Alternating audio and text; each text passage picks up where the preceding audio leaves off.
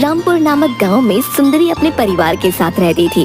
उसके परिवार में उसका पति भीखू और बेटा अंकित और बेटी प्रिया है। सुंदरी और भीखू दोनों बहुत गरीब थे।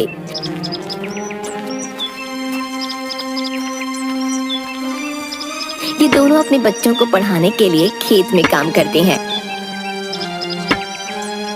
मुझे लगता है कि अब प्रिया की पढ़ाई को रोकना पड़ेगा, क्योंकि अब दोनों का कॉलेज जाने का समय आ गया है।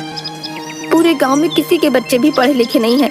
सिर्फ हमने ही बच्चों को पढ़ाया है, लेकिन अब बीच में पढ़ाई से रोकना ठीक नहीं है। तुमको ये लगता है कि मैं अपने बच्चों को पढ़ाना नहीं चाहता हूँ?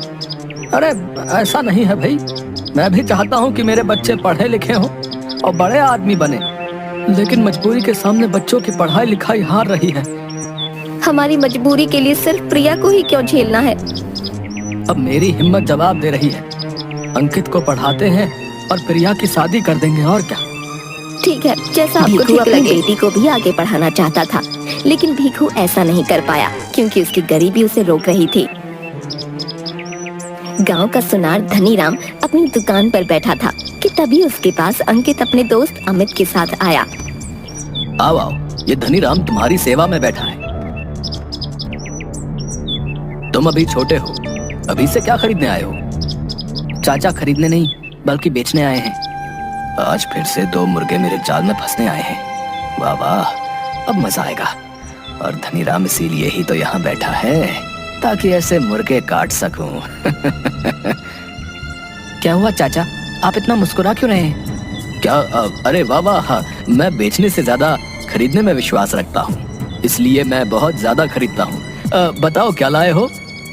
मेरे पास ये सोने की चेन है, मैं इसे बेचने आया हूँ। चेन? ये कहाँ से लाए हो? आप सवाल बहुत पूछते हो, अब जल्दी से मुझे इसके पैसे दो, मुझे मेरी माँ ने दी है। ठीक है, मैं इसे अभी तो नहीं सकता। ऐसा करते हैं कि पास के किसी कांटे पर चलते हैं, वहाँ इसका वजन पता चल जाएगा और मैं तुमको पैसे दे दूंगा।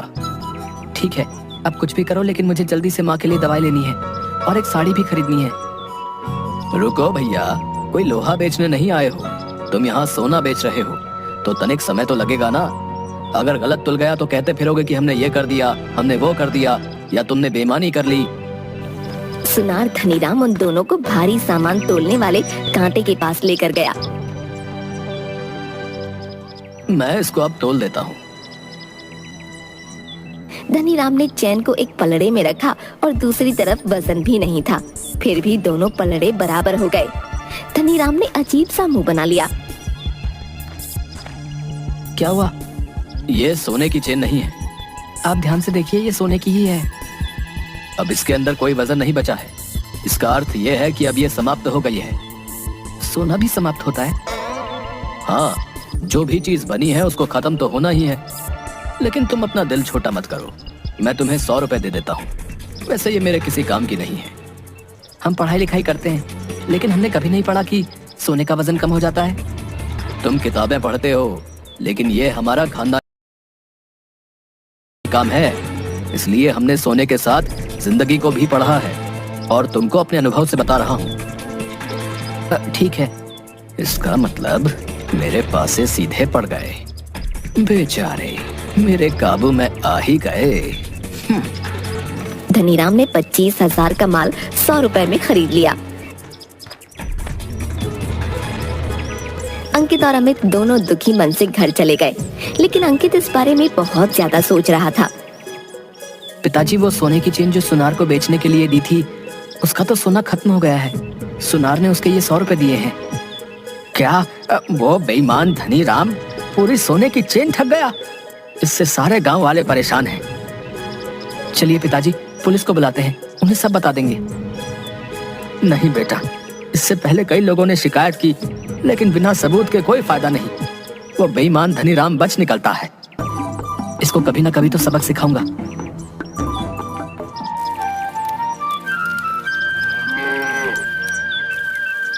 अगले दिन सुबह को अंकित के पिता ने उससे कहा, अंकित, मैं आज तुम्हारा दाखिला शहर के किसी कॉलेज में करा देता हूँ।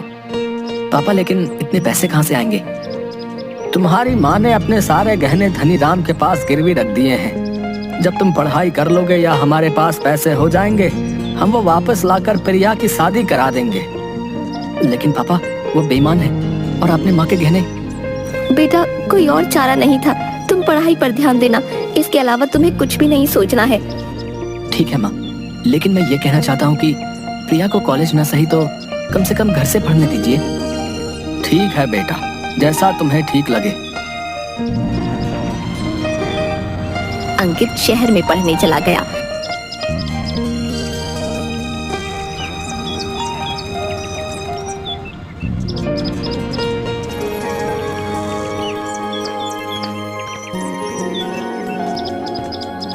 और उसने प्रिया का प्राइवेट दाखिला करा दिया।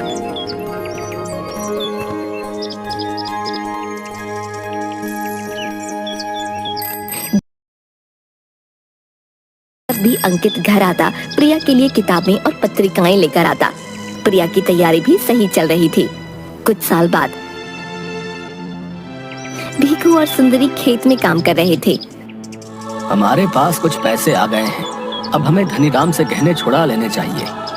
हाँ, हम आज ही धनीराम के पास चलते हैं, क्योंकि कुछ दिनों में प्रिया की शादी है। हाँ। धनीराम बहुत बेईमान आदमी है। अब उसकी बेईमानी के किस्से सब तरफ मशहूर हैं। मुझे तो बहुत चिंता हो रही है, कहीं वो हमारे गहने बदलकर नकली ना दे दे, क्योंकि गांव के बहुत लोगों के साथ वो ऐसा कर चुका है। तुम बेवजह ही इतना परेशान हो रही हो, वो हमारे साथ ऐसा नहीं करेगा। दोनों पति पत्नी अपना सारा काम खत्म करके धनीराम के पास गए।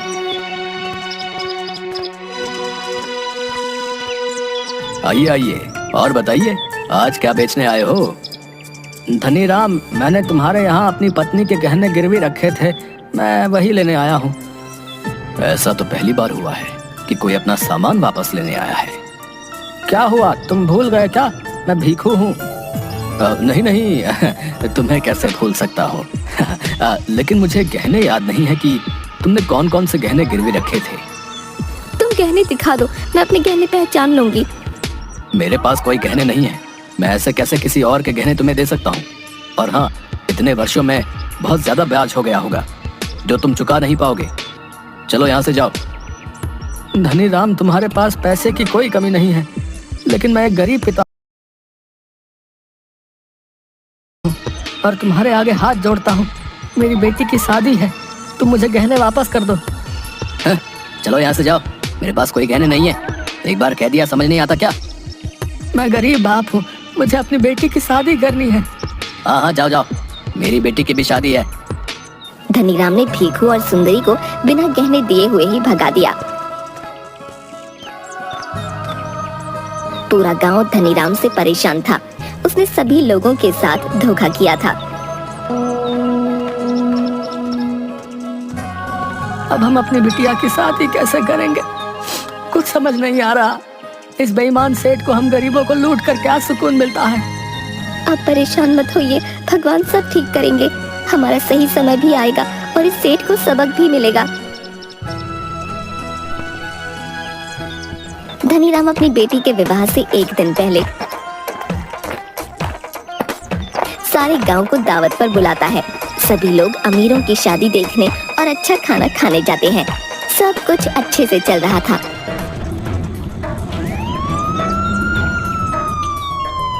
लेकिन तभी वहाँ 3 गाड़ियाँ आकर रुकी। सभी हैरान हो गए। कौन आया है? कौन है? सामने कुछ पुलिस वाले और अधिकारी थे, जिसमें अंकित भी था। अरे अंकित बेटा, तुम इतनी सारी पुलिस के साथ क्यों आए हो? तुमने ऐसा कौन सा गुनाह किया है जो पुलिस वाले तुमको पकड़ रहे हैं? धनीराम, अपनी जुबान संभाल कर बात कर और मुझे साफ कहकर बोल, क्योंकि मैं एक आयकर विभाग अधिकारी हूँ। क्या तुम ये सब? तूने मेरे बाप के साथ न जाने कितनों को ठगा है। मैं आज तेरा हिसाब करने आया हूँ। देखिए साहब, मेरी बेटी की शादी है, अभी ऐसा मत कीजिए। मैं तुमसे कोई निजी दुश्मनी नहीं निकाल रहा हूँ, बल्कि कानून के दायरे में तुमसे बात कर रहा हूँ। आज तुम्हारे सारे काले चिट्ठों का हिसाब होगा। मुझे माफ कर दीजिए, मैं तुम्हारे आगे हाथ जोड़ता हूँ। मैं तुम्हारे पैर पड़ता हूँ। मैं कुछ नहीं करूँगा, मैं सभी का धन वापस कर दूंगा। कोई भी उसकी बात नहीं सुनता।